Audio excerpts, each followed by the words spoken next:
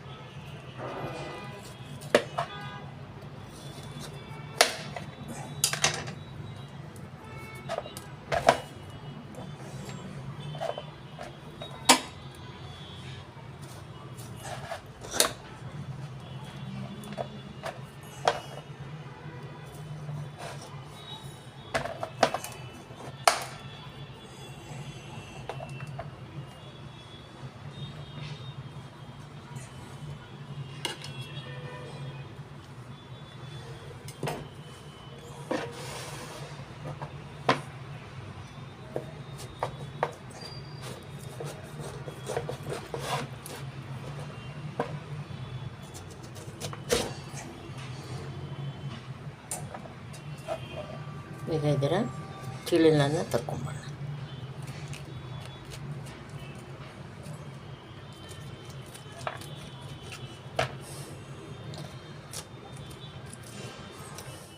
ಕಾಯಿ ಸಿಪ್ಪೆಯನ್ನು ತಕ್ಕೊಂಡಿದ್ದೀವಿ, ಹಾಗೆ ತಿಳಿಲನ್ನು ಸಪ್ರೇಟ್ ಮಾಡಿದೆ. ಈಗ ಈ ಬೂದುಗುಂಬಳಕಾಯಿ ನೀರನ್ನು ಫಸ್ಟ್ ನಾನು ಉದ್ದಿನ ಬೇಳೆಗೆ ಹಾಕ್ಕೋತೀನಿ. ಸರಿ ಕಲಿಸ್ಕೊಂಬೇಡ.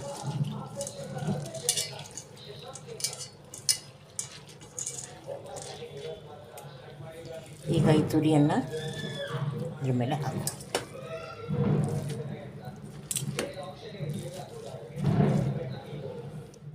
ಈಗ ಇಲ್ಲಿ ಉದ್ದಿನಬೇಳೆ ತೊಳೆದಿಟ್ಕೊಂಡಿದ್ದಿದೆ. ಹಾಗೆ ಇಲ್ಲಿ ಬೂದುಗುಂಬಳಕಾಯನ್ನು ನಾವು ತುರ್ಕೊಂಡಿದ್ದೀವಿ. ಇದರ ನೀರು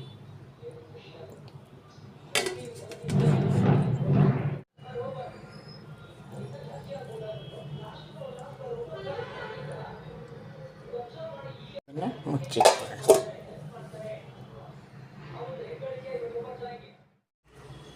ಈಗ ಇದನ್ನು ರುಬ್ಕೊಂಬಿಡೋಣ. ಬೆಳಗ್ಗೆ ಆಗಿದೆ ನೋಡಿ, ನೀರಿನ ಅಂಶ ಹೆಂಗಿದೆ. ನೀರಿನ ಅಂಶ ಅಂದರೆ ಬೂದುಗುಂಬಳಕಾಯಿ ರಸ. ಸೊ ಇದೇ ನೀರಿನಲ್ಲಿ ನಾವು ರುಬ್ಕೊಂಬಿಡೋಣ. ತೀರಾ ಅನಿವಾರ್ಯವಾದಲ್ಲಿ 1-2 ಸ್ಪೂನು ನೀರನ್ನು ಸೇರಿಸ್ತಾ ಹೋಗೋಣ. ಚೆನ್ನಾಗಿ ನೆಂದ್ಕೊಂಡಿದೆ ಈಗ ಉದ್ದಿನಬೇಳೆ.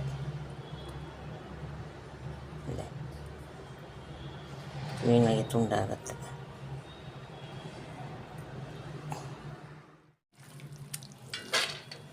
ಇದಕ್ಕೆ ಹಾಕ್ಕೊಂಡ್ಬಿಡ್ತೀನಿ. ಈಗ ರುಬ್ಬಿದ್ದು ನೋಡಿ, ಈ ಹದದಲ್ಲಿ ಸ್ವಲ್ಪ ನೀರೇ ಆಗಿದೆ. ನಾನು ಹಾಗಾಗಿ ಇದರಲ್ಲಿರೋ ನೀರನ್ನು ಸ್ವಲ್ಪ ತಕ್ಕೊಳ್ತೀನಿ ಅಂದರೆ ಸೋಸೋ ಪಾತ್ರೆಯಲ್ಲಿ ಹಾಕಿ ಆಮೇಲೆ ರುಬ್ಕೊತೀನಿ. ಉದ್ದಿನಬೇಳೆ ಬೂದುಗುಂಬಳಕಾಯಿ ರುಬ್ಬಿದ್ದು ಎಷ್ಟಾಗಿದೆ, ಈ ನೀರು ಎಷ್ಟು ಉಳ್ಕೊಂಡಿದೆ. ಅವಶ್ಯಕತೆ ಇದ್ದರೆ ಇದನ್ನು ಬಳಸ್ಕೊಳ್ಳೋಣ. ಈಗ ಇದನ್ನು ನೋಡಿ, ಫಸ್ಟ್ ನಾವು ರುಬ್ಬಿದ್ದು ನೀರಿತ್ತು, ಆಮೇಲೆ ರುಬ್ಬಿದ್ದು ಸ್ವಲ್ಪ ಹಿಟ್ಟಿದೆ. ಮಿಕ್ಸ್ ಮಾಡಿಕೊಂಡು ಕನ್ಸಿಸ್ಟೆನ್ಸಿ ಸರಿ ಮಾಡ್ಕೊಳ್ಳೋಣ.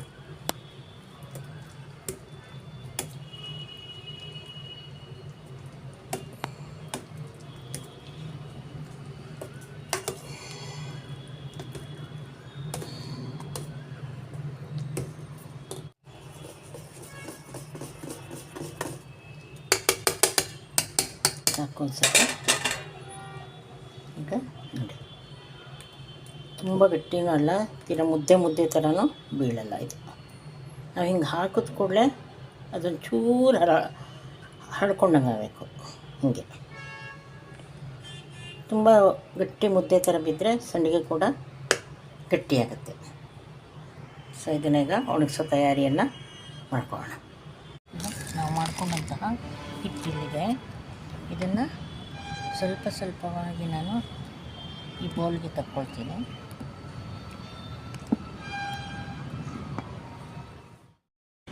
ಸಂಡಿಗೆನ ನಾವು ಕೂತ್ಕೊಂಡಿರೋ ಕಡಿಮೆಯಿಂದ ಹಾಕ್ತಾ ಹೋಗೋಣ. ಸ್ಪೂನಲ್ಲಿ ಒಂದು ಅರ್ಧ ಸ್ಪೂನ್ ಹಾಕಿದ್ರೆ ಸಾಕು, ಫುಲ್ ಸ್ಪೂನ್ ಬೇಕಂತ ಇಲ್ಲ.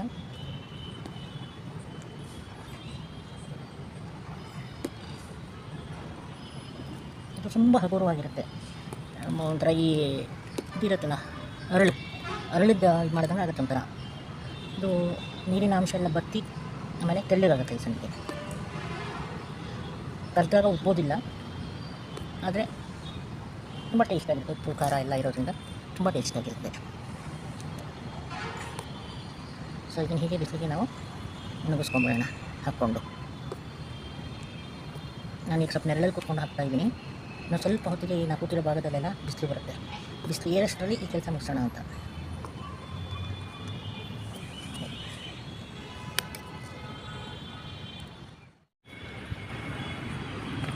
ಎರಡನೇ ದಿವಸ ಒಣಗಿಸಿದ್ದು ಇಷ್ಟು ಸಂಡಿಗೆ ಆಗಿದೆ.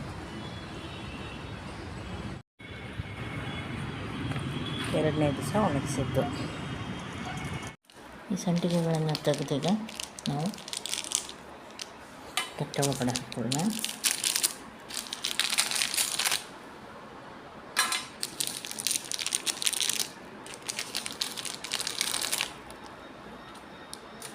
ಈ ರೀತಿ ಹಿಂದುಗಡೆಗೆ ಬೆಳ್ಳಗಿರುತ್ತೆ, ಮತ್ತು ಅದು ಕೂಡ ಕೆಂಪಾಗ್ತಾ ಬರುತ್ತೆ.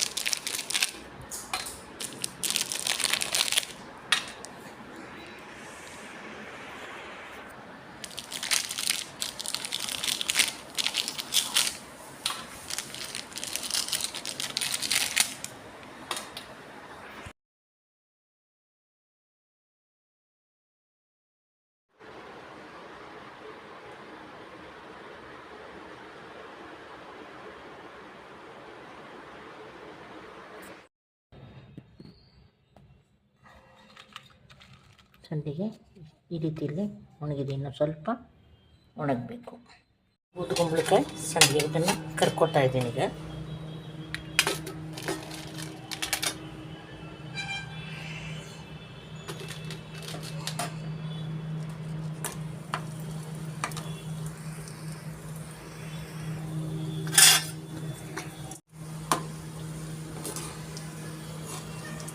ಇದು ಅರಳೋದಿಲ್ಲ, ಉಬ್ಬೋದಾಗಲಿ ಅರಳೋದಾಗಲಿ ಏನಿಲ್ಲ, ಚಪ್ಪಟೆಯಾಗೆ ಇರುತ್ತೆ.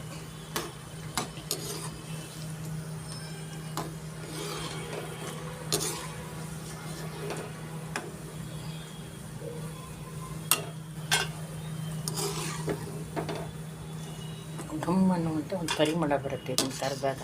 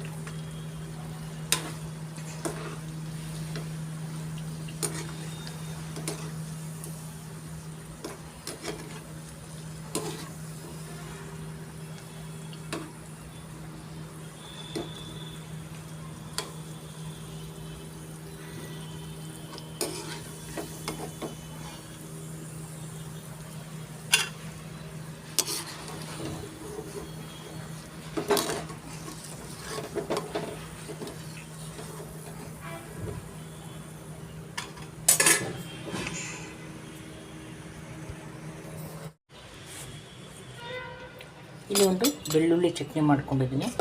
ಬೆಳ್ಳುಳ್ಳಿ ಚಟ್ನಿ ಅಂತ ಏನಿಲ್ಲ, ಕಾಯಿ ಚಟ್ನಿಗೆ ಸ್ವಲ್ಪ ಜಾಸ್ತಿ ಬೆಳ್ಳುಳ್ಳಿ ಹಾಕಿ ರುಬ್ಕೊಂಡಿದ್ದೀನಿ. ಇದಿಷ್ಟಕ್ಕೆ ನಾನು ಸುಮಾರು ಒಂದು ಸಣ್ಣ ಗಡ್ಡೆಯಷ್ಟು ಬೆಳ್ಳುಳ್ಳಿ ಹಾಕಿದ್ದೀನಿ. ಇದು ಏನು ನಾವು ಸಂಡಿಗೆಯನ್ನು ಕರೆದಿಟ್ಕೊಂಡಿದ್ವಿ ಅದನ್ನೇ ಇಲ್ಲಿ ಸ್ವಲ್ಪ ದಪ್ಪ ದಪ್ಪ ಪುಡಿ ಮಾಡಿ ಇಟ್ಕೊಂಡಿದ್ದೀನಿ. ಇದನ್ನ ಇದಕ್ಕೆ ಸೇರಿಸ್ಕೊಂಡ್ಬಿಟ್ಟು ಮಿಕ್ಸ್ ಮಾಡಿ ಒಂದು ಸೈಡ್ ಡಿಶ್ ಇದು ಅನ್ನದ ಜೊತೆ ನೆಂಚ್ಕೊಳ್ಳೋಕ್ಕೆ ಮಾಡುವಂಥದ್ದು. ಚಟ್ನಿ ಬೇಕಾದ್ರೆ ಇನ್ನೂ ಸ್ವಲ್ಪ ಗಟ್ಟಿ ಮಾಡಿಕೊಂಡ್ರೆ ಅದು ಚೆನ್ನಾಗಿರುತ್ತೆ. ಅನ್ನಕ್ಕೆಲ್ಲ ಕಲಿಸ್ಕೊಳ್ಲಿಕ್ಕಾಗತ್ತೆ ಅಂತ ನಾನು ಸ್ವಲ್ಪ ನೀರು ಮಾಡಿದ್ದೀನಿ. ಓಕೆ, ಈಗ ಇದನ್ನು ಅನ್ನಕ್ಕೆ ಕಲಿಸಿ ಕೂಡ ನಾವು ಇಟ್ಕೋಬೋದು.